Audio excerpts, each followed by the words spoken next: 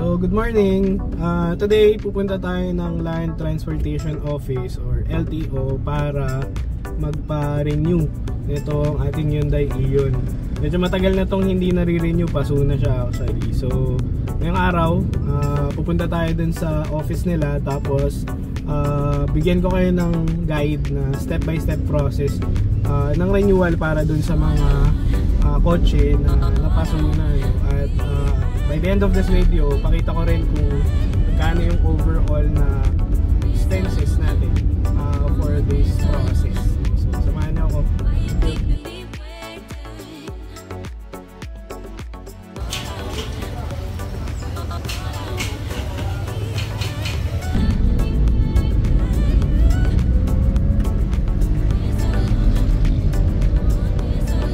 Metro South.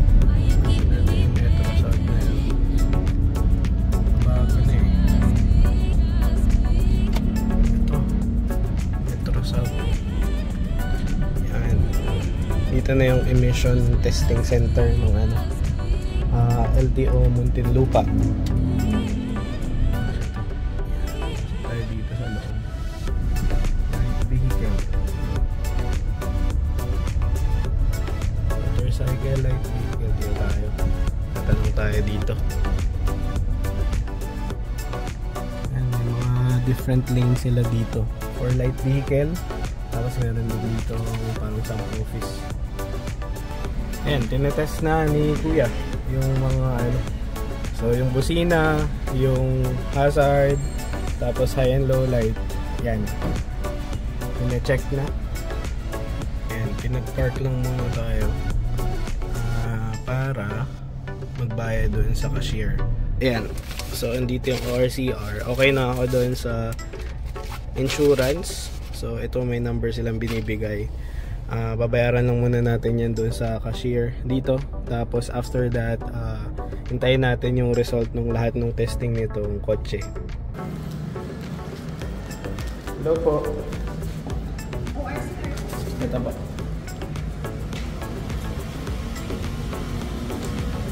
Meron pala sila iba-ibang stage ng inspection. So visual inspection yung ginawa kanina. Tapos stage 2 yung ginagawa right now, and then later on yung headlight testing, emission test, and sound level test.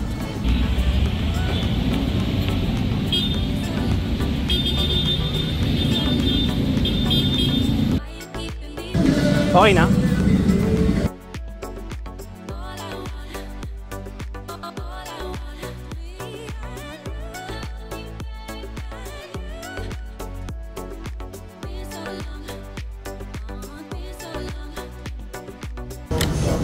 Sa main ulit to, bossing, no?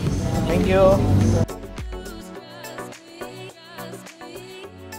Okay, tapos na tayo dito sa emission testing natin. So now, babalik na tayo doon sa main. Kasi bukod doon sa testing, meron tayo ipaprocess, no? Dahil late na renewal na tong Ion natin. So balik muna tayo doon sa main office ng LTO Muntinlupa. Naka-separate kasi actually yung kanilang motor vehicle inspection center tsaka yung emission testing center nila. Doon sa hindi pa nakakaalam, naka-privatize na itong private companies na yung nagki-cater nung testing. So ibig sabihin, yung process ng testing ninyo, kung nasanay kayo na nandoon sa loob lang ng LTO center, actually yung iba nakahiwalay na, most of it, no, nakahiwalay na. So babalik tayo doon para i-process naman yung iba pang step. Pasok tayo ulit dito, tapos i-process lang natin yung steps naman for this renewal. Nagpa-rehistro. Yan, actually nagpa-photocopy ako ng ID.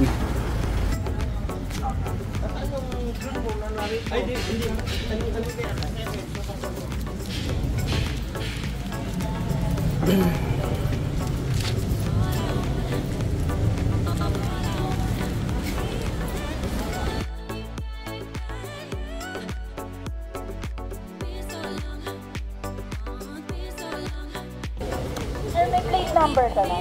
Meron po. Nakakabit na sa motor? Pakipicturean mo sa ano po? Sa kotse po yan. Ay, sa sasakyan? Nakakabit na sa sasakyan? Apo.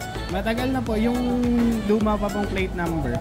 Kasi sa sa emission mo, hindi nila nilagay na may plaka ka na, naka-temporary. Kaya tinatanong ko kung nakakabit na sa sasakyan. Sige po. Kasi sila yung nakakakita ng actual na sasakyan. Kailangan mo ng picture, ma'am? Dali lang sir, check ko lang muna kung uploaded na. Sige po.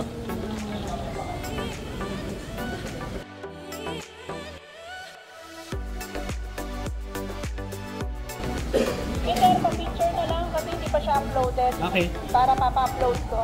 Okay, sige po.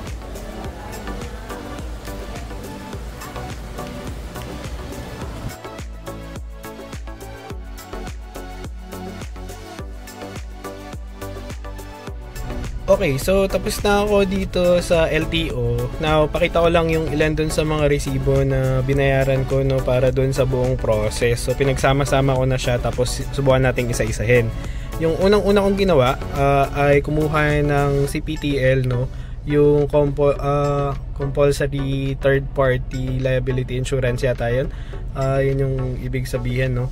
So, ang price nun ay 1,000 pesos. Ito makikita nyo may total price, no. This is applicable for light vehicle at kotse. So 1,000, and then after that nagpa-emission test tayo doon sa third party na testing center, no, yung private testing center. Ang presyo niyan ay 728. Now, after ma-process for the renewal, since itong iyon natin, as mentioned, yun nga, may delinquency siya, no, hindi na siya narehistro ng mga ilang taon siyang hindi narehistro din. So, nagkaroon ako ng delinquent registration charge na 800. And then, at the same time, kung mapapansin nyo, yung MVUC is 3,200. Tapos may legal research fee na 10 pesos. Yung motor vehicle user charge o yung road tax, for Ian actually that's just 1,600. Just so happen, dito sa Ian na to, dahil nga na-mention ko, matagal siyang hindi na-rehistro, so may penalty. So sinama na nila dyan yung penalty, but as clarified doon sa LTO personnel, kanina nakausap ko, once I renew itong Hyundai Ion natin, the next time babalik na yung MVUC niya doon sa 1,600. So all in all, mabilis naman yung naging process, and procedure wise, no, natagalan lang ako because yung dating yung dating LTO branch actually is LTO Parañaque. Just so happen nung nagpa-process tayo, naka-down yung system nila. Kaya ang naging suggestion nung doon sa approval tsaka doon sa validation ng mga documents is ipa-stencil natin itong iyon, pa-indicate na lang doon yung plate number along with yung mga kailangan ni stencil, no, tapos in-indicate doon sa papel. But na-process naman at yun nga, nabayaran na din, no. So basically what we're saying, at least registered na itong Ion.